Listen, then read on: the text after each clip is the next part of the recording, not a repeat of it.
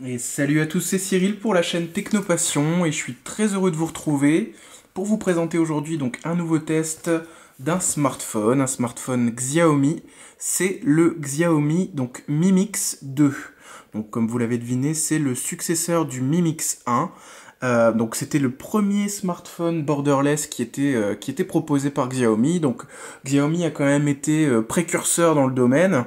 Et ils ont rapidement, donc un an après, sorti le Mi Mix 2, donc qui succède, qui est également un smartphone borderless, mais on reviendra là-dessus après.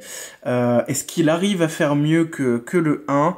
C'est aussi une des questions auxquelles on va répondre aujourd'hui. Alors, on y va du coup pour ce petit test. Donc, au niveau de l'écran, on est sur un écran 5,99 pouces, donc 6 pouces pour ainsi dire. Et voilà un peu le rendu de l'écran. Donc, un super bel écran borderless, pratiquement borderless, je dirais. Regardez un petit peu si j'approche. Voilà. Bon, il est canon, hein. Très franchement, pour avoir eu le Galaxy S8, celui-là n'a absolument rien à lui envier. C'est un super beau téléphone. Alors par contre, voilà, trace de doigt, ça, c'est un vrai problème sur ce téléphone. Mais on reviendra dessus tout à l'heure, quand je vous expliquerai un petit peu quelle est la matière qui a été utilisée. Bon, on est sur un écran 5,99 pouces d'une résolution de 2160 par 1080. Donc grosso modo, c'est du 1080p mais avec un format 18 neuvième. Donc un format qui est adapté en fait au borderless. Au niveau des dimensions du produit, donc il fait 185 grammes et il est lourd. Mais lourd dans le sens qualitatif. Moi, ça me plaît. J'aime avoir un téléphone qui pèse son poids. C'est aussi gage de qualité et c'est le cas avec ce téléphone. On a 7,7 mm d'épaisseur, ce qui est tout à fait correct. 75,5 mm de largeur et 151,8 mm de hauteur. Donc moi je trouve que le format, les dimensions du téléphone sont correctes, ça tient dans la poche, c'est agréable en main et vous voyez on peut tout à fait le manipuler à une main. Alors il faudrait pas qu'il soit plus grand effectivement, mais là c'est correct. Je trouve que c'est correct. Voilà. Donc sur ce packaging, quand vous achetez le téléphone, vous recevez le téléphone, vous recevez, et ça c'est un vrai plus, vous recevez une petite coque, qui est celle-ci. Donc elle n'est pas forcément super belle, mais bien pratique et ça permet de protéger le téléphone. Moi personnellement je l'utilise. Il faut savoir que c'est un téléphone en fait que j'ai depuis plusieurs mois. Je l'ai commandé à la sortie. Et du coup j'ai un vrai recul sur ce produit pour vous dire ce que j'en pense. Donc l'écran, on en a parlé, d'un point de vue mémoire. Donc celui-là, il a 64 Go de mémoire. Bon, moi personnellement, c'est suffisant. Après, il existe en 128 Go et en 256 Go. Donc c'est à vous aussi de choisir ce qui vous conviendra le mieux. Moi, 64 Go, j'en ai assez. D'un point de vue mémoire vive, alors c'est une flèche. Il y a 4 Go de RAM à l'intérieur. Utile ou pas utile, je ne sais pas, mais dans tous les cas, ce que je peux vous dire, c'est que le téléphone, il rame jamais. Enfin, vraiment, il est super rapide, vous voyez, les menus sont fluides, ça fonctionne vraiment super bien. Le processeur, c'est un Snapdragon 835, donc c'est tout simplement un processeur haut de gamme fin d'année 2017, donc qui était embarqué dans tous les smartphones haut de gamme de 2017 de la fin d'année. C'est un octa-core de 2,45 GHz, donc d'un point de vue puissance, enfin clairement. Vous n'en manquez jamais, le téléphone est toujours hyper fluide, hyper réactif dans n'importe quelle situation. Et ça, c'est un de ses gros points forts. La batterie, on est sur du 3400 mAh et il y a une charge rapide qui est proposée avec le chargeur. Alors, 3400 mAh, ça paraît peu, mais en fait le téléphone est un vrai monstre d'autonomie. Moi je suis bluffé par l'autonomie de ce portable. Il tient 2 jours sans aucun problème, vous pouvez le surexploiter, il y a vraiment... il y a rien à dire, Et c'est là qu'est la force aussi de Xiaomi parce que il propose un OS qui est MIUI, qui est hyper bien optimisé au niveau des menus. Bon, je vais vous faire une petite découverte des menus après, bien entendu, mais tout est bien pensé. MIUI, soit on adore, soit on déteste. Moi personnellement j'adore, et bravo à Xiaomi pour l'optimisation de la batterie. Franchement, c'est un point fort du téléphone. Il a le Bluetooth 5.0 ce téléphone. Il a également, il est compatible 4G, et grosse nouveauté, il est compatible 4G y compris sur les bandes françaises, donc la B20, la bande 800 MHz, qui fait défaut, qui faisait défaut sur une bonne partie des téléphones Xiaomi. Celui-là, là, et ça, c'est top. On est sur Android Nougat, la nouvelle version n'a pas encore été déployée par Xiaomi, mais ça devrait pas tarder, je pense. Donc c'est du Nougat pour l'instant dessus, mais voilà, je sais que la mise à jour arrivera rapidement. D'un point de vue photo, donc à l'arrière du téléphone, alors attendez, je vais l'essuyer un peu parce que là c'est dégueulasse. Les traces de doigts, ça rend vraiment pas super à la caméra, et c'est le problème de ce produit, hein. En fait, l'arrière, vous avez un arrière qui est en céramique. Alors, une des particularités de la céramique, c'est que c'est inrayable. Alors, est-ce que c'est vrai ou pas? Je pensais que j'avais une rayure, mais en fait, non. C'était juste une trace. A priori, moi, je ménage pas mes téléphones, je vous le cache pas. Et, bon, il est toujours protégé de la coque, mais je n'ai pas de rayure à l'arrière. Bon, vous voyez, ça rend super bien, c'est beau, mais par contre, d'un point de vue trace de doigts, c'est un cauchemar. Clairement, moi je suis bien content d'utiliser la coque au quotidien parce que je serai toujours en train de le frotter. Donc vous avez un appareil photo à l'arrière, on va reprendre, hein, de 12 mégapixels. Est-ce qu'il est bon cet appareil photo? Oui, il est pas mal. Maintenant, ça n'égale pas ce que fait un Galaxy S8, ce que fait le dernier iPhone. On est sur un appareil qui est correct. La qualité de prise de vue est correcte, sans plus. Voilà, vous n'allez pas avoir un appareil photo qui est aussi bon que les hauts de gamme. Bon, vous voyez, vous avez quand même pas mal de réglages sur l'appareil photo. Je vous montre au passage. Voilà. Vous pouvez régler pas mal de choses. Hop. La netteté, etc., etc. Donc après, moi je suis pas un professionnel de la photo, je ne règle pas les appareils, je prends des photos et je vois ce que ça donne. Et effectivement, par rapport à mon Galaxy S8, c'est quand même nettement moins bien. Voilà, c'est un avis qui est complètement subjectif que je vous donne, mais c'est mon ressenti. L'appareil en façade, et là c'est un peu inédit, mais il est là, tout simplement. Est-ce que c'est une bonne ou une mauvaise idée? Donc Xiaomi en fait a voulu optimiser l'espace ici et ont donc mis l'appareil photo en bas comme sur le Mi Mix 1 d'ailleurs. Bonne idée ou pas? Non, mauvaise idée, c'est pas pratique du tout. Est-ce que ça fonctionne bien? Bah non, parce que au final, quand on veut prendre un selfie, bah voyez, on se met comme ça. Et du coup, bah vous avez le doigt qui va toujours poser problème. Alors, Xiaomi, dans sa grande bonté, nous propose une solution, c'est de retourner le téléphone pour faire un selfie. Bon bah moi, j'ai pas envie de retourner mon téléphone quand je fais un selfie, donc gros point noir sur ce téléphone, enfin le capteur le capteur frontal est très mauvais. Si vous avez une grande importance au selfie quand vous choisissez votre téléphone, passez votre chemin, celui-là ne vous conviendra pas. Le GPS, alors sur la dernière vidéo que j'avais fait du Redmi Note 4, on m'avait indiqué dans les commentaires, et d'ailleurs je vous remercie grandement pour votre mobilisation sur cette vidéo. J'ai été très touché de vos commentaires, de vos réactions, de vos remarques, et c'est aussi pour ça qu'aujourd'hui je vous propose une nouvelle vidéo de ce téléphone. Vous m'aviez indiqué que je ne parlais pas du GPS, effectivement. Donc là, je vais en parler sur celui-là. Sur le Mi Mix 2, le GPS est extrêmement performant.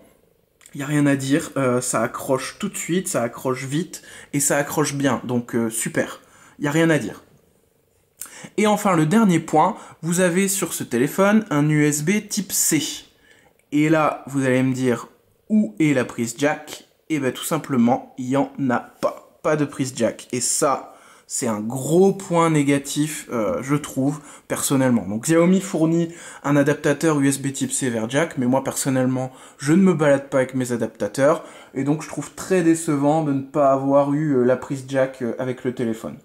Voilà. Ensuite, autre point important, est-ce qu'on a la possibilité d'augmenter la mémoire? Non, on ne peut pas augmenter la mémoire. Vous avez là les 64 Go et c'est tout. Par contre, vous pouvez mettre 2 cartes SIM. L'emplacement peut accueillir 2 cartes SIM, donc ça c'est plutôt bien, je trouve. Voilà pour ça.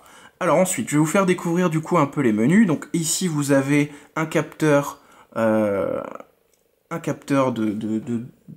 doigt pour capteur d'empreinte, je vais y arriver, pour déverrouiller le téléphone, qui est hyper réactif d'ailleurs. C'est un des points forts de Xiaomi, qui propose un système qui marche vraiment du tonnerre.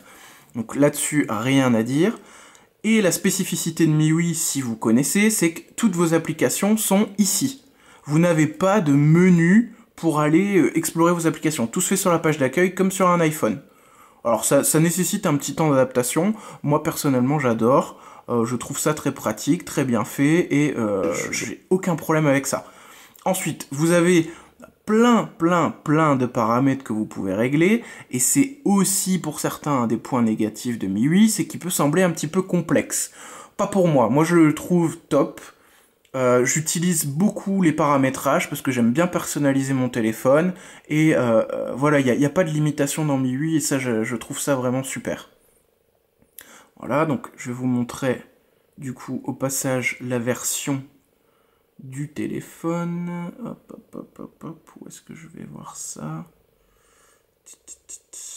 Alors, voilà. Donc, non, c'est pas ici.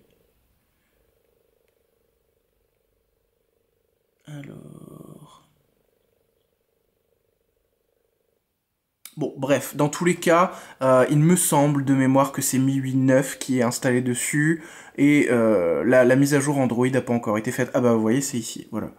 Donc, hop, je vous montre. Donc, version d'Android 7, et on est bien sur MIUI 9. Alors, c'est indiqué MIUI Global. Et ça va me permettre d'enchaîner sur le sujet qui m'intéresse. Ce téléphone, en fait, je l'ai acheté à la sortie, sur Gearbest.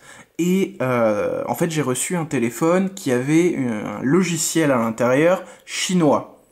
Et ce logiciel ne proposait pas la langue française. Vous avez en fait sur cette ROM uniquement la langue chinoise, la langue anglaise et d'autres langues mais qui ne m'intéressaient pas. Moi je voulais le français. Donc il y a des étapes à respecter. C'est qu'il faut en fait déverrouiller le bootloader du téléphone, donc faire une demande sur le site de Xiaomi pour pouvoir accéder à ça. Et une fois que vous y avez accédé, vous allez pouvoir flasher le téléphone avec la ROM globale, qui comprend un français très bien traduit, enfin il n'y a rien à dire là-dessus. J'ai vérifié avant de tourner la vidéo, maintenant vous pouvez l'acheter directement sur Gearbest avec une ROM globale, donc c'est-à-dire que vous n'aurez plus à faire cette manipulation-là, qui est pas compliquée mais qui peut rebuter, ce que je peux tout à fait comprendre. Voilà. Ensuite, pour continuer au niveau des menus, donc ici vous avez, bon c'est classique, vous voyez, autre point appréciable, c'est que MIUI vous dit en temps réel votre consommation de data. Et ça c'est top, enfin c'est un détail mais qui est important. De la même manière, quand vous allumez la torche, si vous éteignez le téléphone et que vous rappuyez, ça éteint la torche. Voilà, c'est des petits détails mais qui sont très bien pensés et que moi j'apprécie tout particulièrement en fait. Hop, et si vous slidez ici, vous avez également un autre menu qui va vous permettre de voir un petit peu vos notes, votre agenda et d'autres choses encore. Alors on va parler un petit peu de l'écran. Moi cet écran, c'est un écran qui est LCD, hein, c'est pas un écran AMOLED. Cet écran il est juste magnifique en fait. C'est que Xiaomi a su tirer de l'écran quasi perfection. Enfin moi par rapport à de l'AMOLED, je vais vous dire franchement je vois pas la différence. Parce qu'il est hyper lumineux, il est hyper contrasté, et malgré le fait que ça soit un simple Full HD, moi je suis bluffé par la qualité de l'écran. Il est vraiment top. Sur cet aspect-là. Voilà. Si je vous fais un petit résumé là du téléphone, de ce qui me plaît et de ce qui me plaît moins. Moi j'aime bien son design borderless, parce que voilà, c'est super joli, ça a été bien intégré, et Xiaomi a fait du bon boulot là-dessus. J'adore son autonomie, 2 jours en utilisation intensive, c'est juste excellent pour un téléphone de cette gamme-là, donc je trouve ça super. Le capteur d'empreinte qui est hyper réactif, et ça je trouve ça super également. C'est très pratique au quotidien de déverrouiller le téléphone. Son écran qui est juste magnifique et très bien intégré, lumineux, contrasté. Bravo à Xiaomi pour l'effort qui a été fait sur l'écran. Son prix, et oui on n'en a pas encore parlé, mais son prix, ce téléphone vous allez pouvoir le trouver de 2 manières. soit sur Amazon, puisque maintenant Xiaomi propose ses produits sur Amazon, ils se sont implantés en Espagne, donc vous pouvez acheter via Amazon Prime ce téléphone, et il vous coûtera 499 €.